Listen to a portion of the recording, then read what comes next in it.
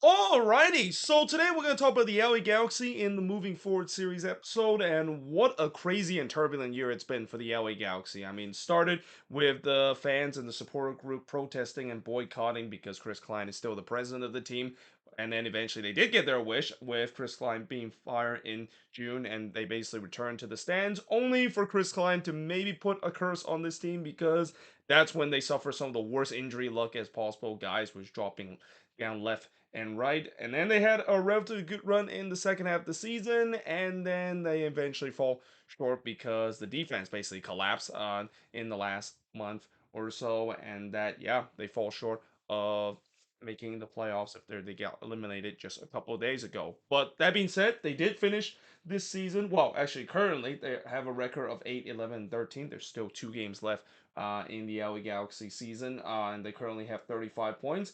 They scored 48 goals this season, but they allowed 61 goals this season. That is the most out of anybody in MLS. And it's not a big surprise that all of a sudden they have shot up to the 60 goal allow mark because, man, these last couple of games, I've talked about the Galaxy being much watched TV because of their high scoring kind of affair. Well, it's much watched TV for a neutral, but if you're a Galaxy fan, it must be driving you absolutely insane that you started to see this happen again, similar to what we see a couple of years ago, where on the attack, this team can score, but on the defense, oh man, it's like a turnstile with the way that they were shipping goals left and right, and they give up so many goals in the last month to a point where really it looked like it was the title for TFC to win in terms of the worst defensive record, and now the Galaxy have conceded 61 goals, and that the last month or so it's been ugly in terms of how many goals that they have conceded.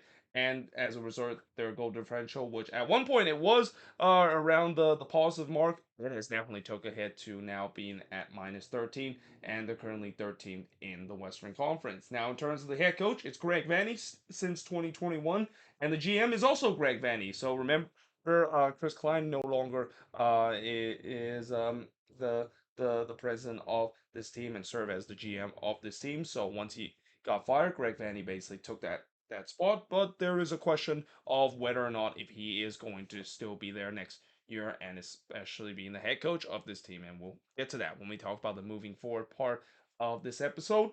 Now, the top goal scored for the Galaxy, they didn't really have a top goal scored. It's kind of spread out throughout the roster. We got Tyler Boy and Ricky Pooch with 7 goals. Billy Sharp, who I think is one of the more underrated signing of the summer, chipped in 6 goals, followed by Dejan Jovic with 5 goals, and Preston Judge finished with 3 goals. Top assist leader, Douglas Costa with 9 assists, and really kind of came out of nowhere because this was a guy that it was on hand to be a massive bust for this LA Galaxy team, and I think everybody saw this coming with the way that this was not going to work out. But really, kind of out of nowhere, in the last couple of months, he has really kind of returned to what is his form back when he was with Bayern Munich, just really tearing things up and racking up assists left and right. Now, is it going to be enough for him to get a new contract? We'll also talk about that in just a bit. But besides that, we got Ricky Puig with 8 assists, Raheem Edwards with 4 assists, Tyler Boyd with 3 assists, and Mark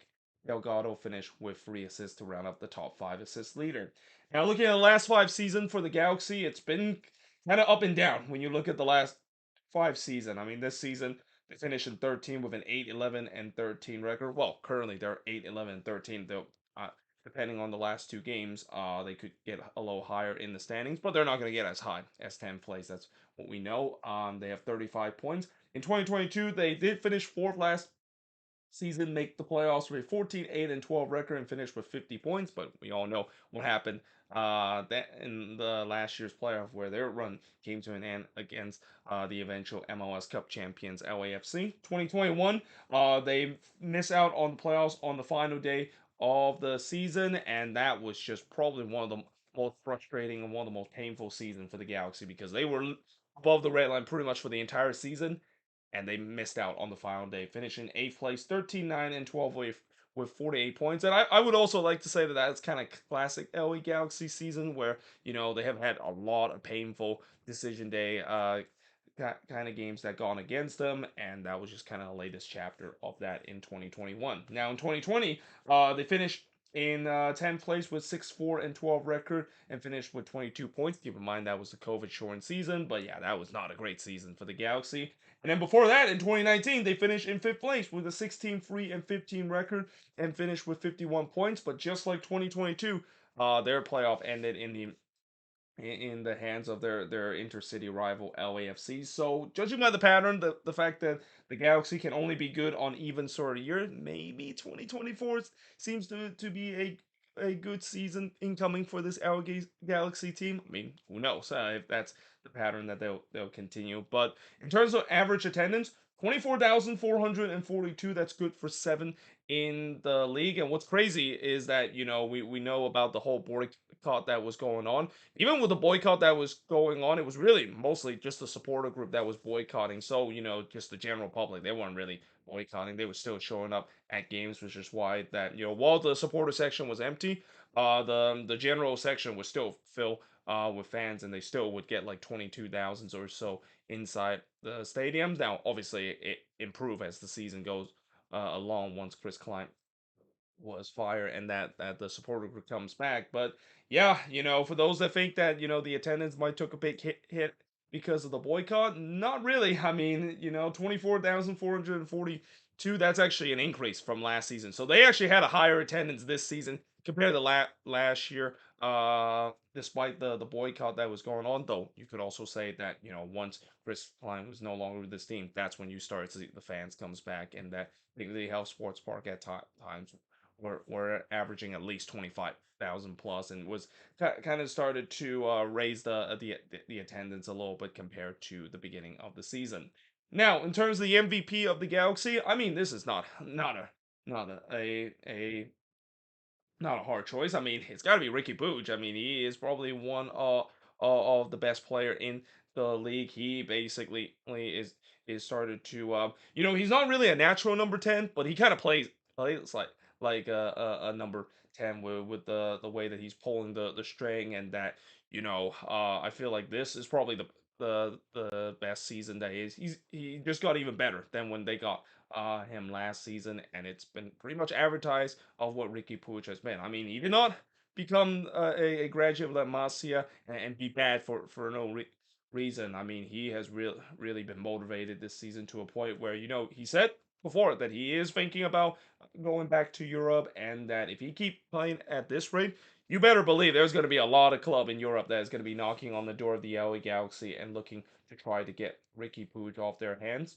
Now, in terms of the disappointment, it's got to be Dejan Joveljic. I mean, Dejan Joveljic, this has just been a very disappointing season. A season where he had the chance. Like, this was really the moment for him to finally get that number 9 spot. So, for our last season, I know he was performing very well, but obviously he always came off the bench, and he even said in one of the post game interview that yeah, he didn't really directly say that he was tired of being on the bench and he was upset that he wasn't getting more starting minutes, but the way that he said it pretty much means exactly that. Well, now with the fact that Chicharito suffered a torn ACL, and this was really his time to shine, and nope, he did not step up whatsoever. And I also just wonder, for Dejan Joveljic, is he more of a guy that is more comfortable when he come off the bench rather than just starting games? Because when he comes off the bench, he still are able to produce, but when he gets into the starting 11, he doesn't really produce as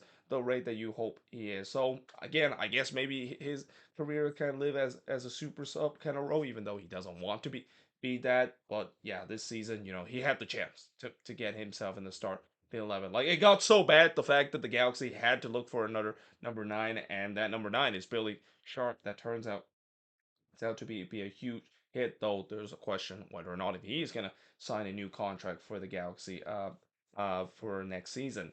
Young player to watch for this Galaxy team, it's got to be Jalen Neal, and it's unfortunate to see that Jalen Neal suffer a season-ending injury. Again, he is part of the long list of names on that IR list that suffer a season-ending injury, because I remember him breaking into this Galaxy team, and that this is a kid that I think there's a lot of potential that he could be decent not only in this league, but maybe eventually will make that jump to Europe, and maybe will be attract the U.S. men's national team too. I mean, after all, he was on the national team Gold Cup roster, and he did get look, and he definitely held his own during that time when he was with the U.S. and in the Gold Cup. So yeah, with him continue to be better. This is definitely a guy that I think the Galaxy are very highly rated and hope that he is going to be one of the cornerstone piece and maybe the piece to finally solve the defensive issue that they've been having. I mean, it's been a long time since the Galaxy has had a decent defender, and who would have thought Jalen Neal might finally be the answer to the headache that they've been having for the past couple of years? That they just it's been a turnstile in terms of who is actually the center back partnership, or at least the center back position for this Galaxy team. So what went right for this Galaxy team? I mean, it's pretty obvious that the first thing that went right for them is they finally got rid of Chris Klein. I mean, this has been something that the fan base has been absolutely fuming and to a point where the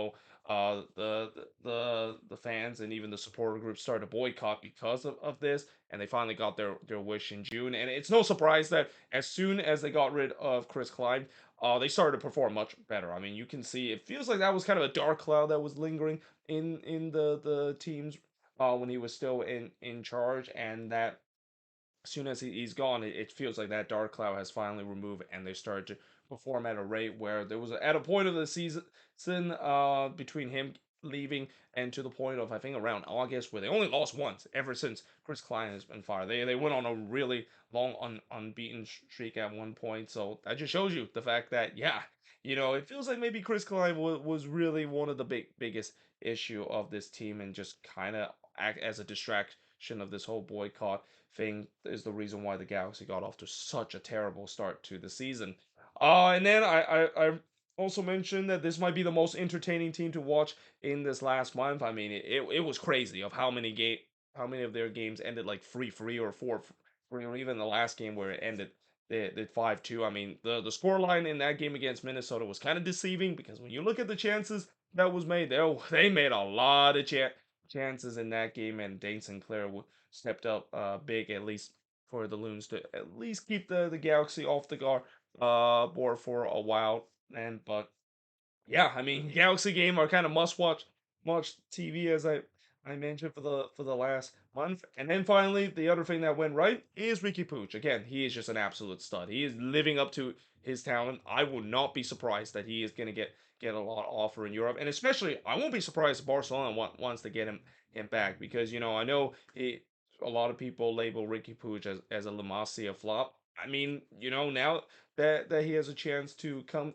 to MLS to develop, which is something that we usually don't see this happen, where a wonder kid that didn't work out and come to MLS to improve, and got back to his old form, eventually sell off to Europe for a big amount of money. Who knows? I mean, that might be the next big thing that MLS is trying to do. I mean, MLS is trying to be kind of a selling league, trying to sell off some and develop and sell some of the best talent that is available. And yeah, Ricky Pooch, again, this is a guy that I won't be surprised. The rate if he keep playing at the rate that he's playing, he's going to be sold off for a big amount of money. Even though I mean, it's going to be really hard for the Galaxy to reluctant to accept the offer because he means a lot to this team. I mean, I do think that when you look at when he was not available with this team, where there were times that he was not available for this team because of injuries, you see how much different this team is on the attacking end. They're not as good on the attacking end compared to when is in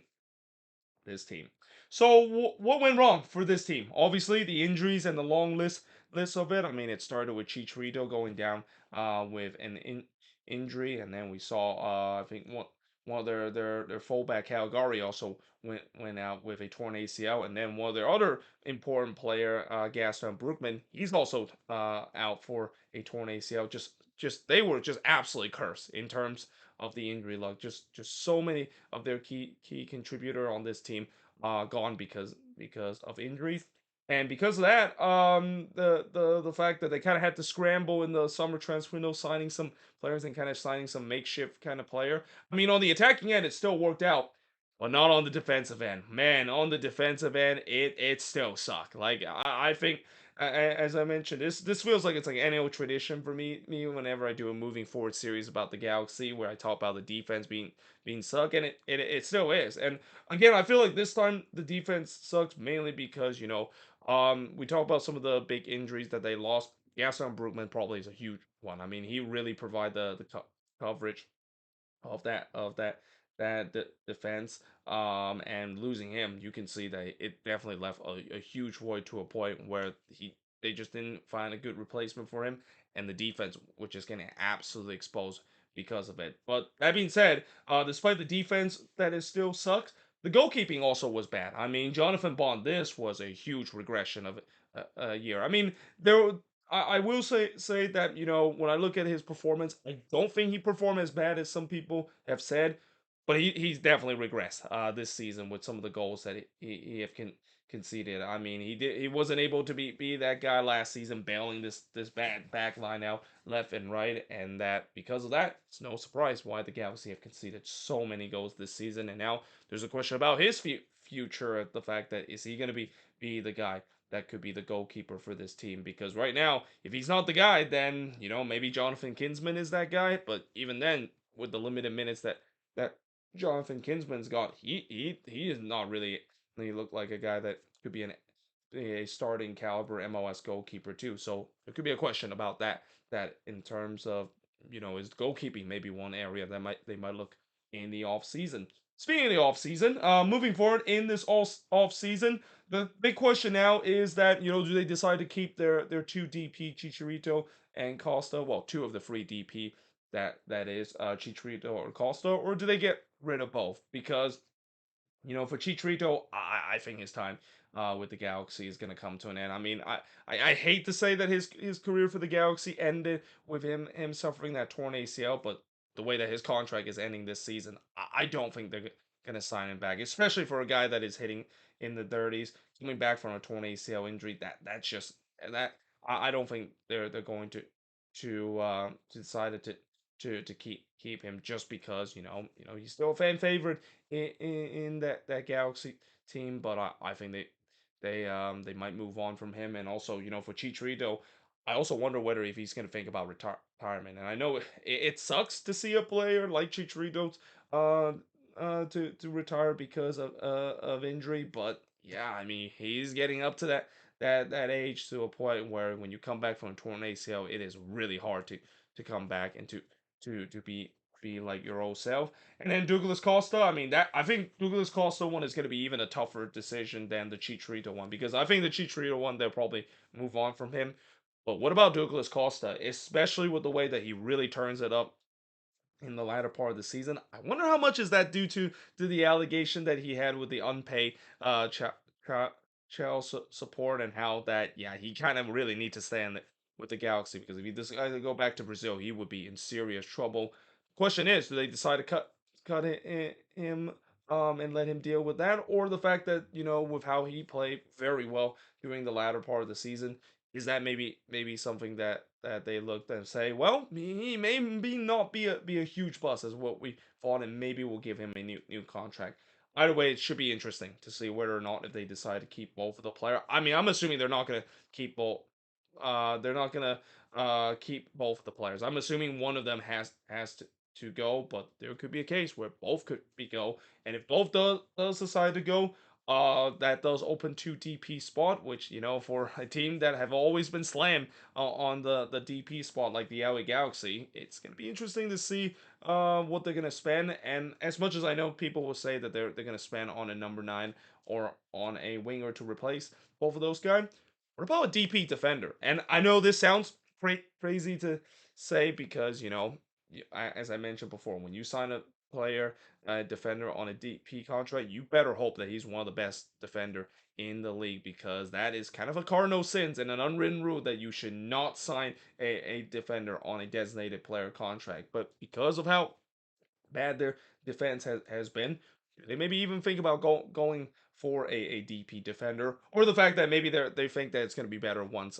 Gaston Brookman does come back. Which, if that is kind of the thinking, I would say that they'll probably maybe think about getting some depth. I mean, depth is definitely going to be one thing that they're going to be reinvesting, and that we'll see with them trying to reinvest that depth. where they basically decided to keep some of the players that they signed in the offseason that are just kind of emergency patchwork. So guys like Diego Fagundez, Billy Sharp, and all those guys were kind of like emergency patchwork, and even Mayo Yoshida too. Are they gonna decide to sign some of these guys that just mainly for depth reason? And then there's the future of Greg Vanny. So, there is a question of whether or not if Greg Vanny is going to return next season, and I think that's probably the first thing they're going to look at to see if he is going to return. I mean, if he is gonna return, I mean, we'll see whether if he can take this team back to the height that they should be, because I think if he can't do so next season, he could be under the hot seat. I mean, he's already kind of under the hot seat with the way that he's still not perform to a rate where it's hard to believe he's been here for almost 3.5 seasons, and the Galaxy doesn't seem like they have made a lot of progress even when he came in to this job. And then of course more defensive reinforcement. I mean, that's pretty easy. This is a team that I think they're going to get some defensive reinforcement. They're going to try to hope that things are going to go well, and little do we know that maybe that's not going to be the case, because I feel like it's almost like it's kind of like given DNA now for this LA Galaxy team. No matter what they try to do to fix the defense, it's just not gonna work whatsoever. I mean, you don't go through like almost half a decade, or even almost a decade now, of just bad defensive play, and being rotating, and just kind of having defensive turnstile that is happening for this team to basically say that, well, we're gonna just throw our hands up because we just simply cannot fix the defense no matter what we try. But either way, hope you guys enjoyed this video. If you do, make sure you like, smash the subscribe button. As always, if you're an LA Galaxy fan, who do you think is your MVP disappointment, young player to watch? What went right, what went wrong, and most importantly, moving forward, how is this offseason is going to look for this LA Galaxy team? But until then, hope you guys enjoyed this video. If you do, make sure you like, smash the subscribe button, and yeah, I of course will see you guys next time.